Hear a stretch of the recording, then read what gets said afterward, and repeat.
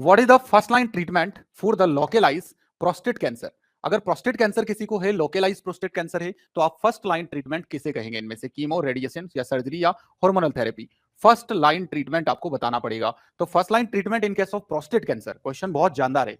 तो जब भी कभी प्रोस्टेट कैंसर का कोई पेशेंट होता है तो उसका first line and last and final treatment जो होता है वो सर्जरी ही होता है।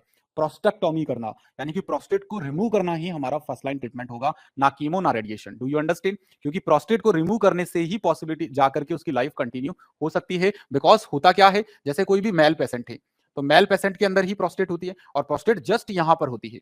ओके, तो हमारे अंदर इस तरह से ये बल्बो यूरिथ्रल ग्लैंड्स होती हैं। बल्बो यूरिथ्रल का काम होता है ल्यूब्रिकेशन करना, सीमेन को ल्यूब्रिकेशन करना, यूरिथ्रा को ल्यूब्रिकेशन करना, ठीक है ना। इसके ऊपर होती है प्रोस्टेट। क्या होती है? मेल की बात कर रहा हूं मैं, प्रोस्टेट ग्लैंड। और प्रोस्टेट के जस्ट ऊपर यहां दोनों तरफ होती है सेमिनल वेसिकल्स। सेमाइनल वेसिकल्स, तो ये ग्लैंड्स होती है मेल के अंदर। Do you understand?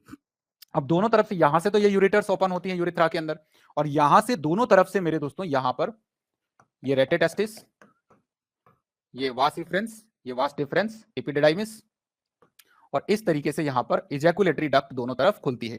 तो ये जो इजैकुलेटरी डक्ट है ना, यहां पर दो ग्लैंड्स होती है, पेयर्ड है, सेमिनल वेसिकल। और सेमिनल वेसिकल क्या करती है? सीमन का मोस्ट ऑफ पार्ट बनाती है।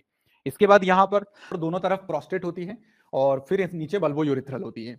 तो बल्बो यूरिथ्रल ग्लैंड सिर्फ ल्यूब्रिकेशन का काम करती है, प्रोस्टेट जो है सीमन का प्रोस्टेटिक फ्लूइड रिलीज करती है, और ये सेमिनल वेसिकल जो है सीमन का मोस्ट ऑफ फ्लूइड रिलीज करती है। तो first line treatment in case of the prostate BPH या प्रोस्टेटिक कैंसर के केस में सर्जरी यानी रेडिकल प्रोस्टेक्टोमी ही इसका ट्रीटमेंट ऑफ चॉइस होता है। Do you understand?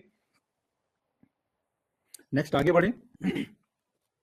Which genetic mutation is associated with an increase risk of breast and ovarian cancer? बहुत ज्यादा, यानी फीमेल रिप्रोडक्टिव कैंसर दोनों एक साथ पूछ रहा हूं, ब्रेस्ट कैंसर और ओवेरियन कैंसर, इन दोनों कैंसर से रिलेटेड करने वाला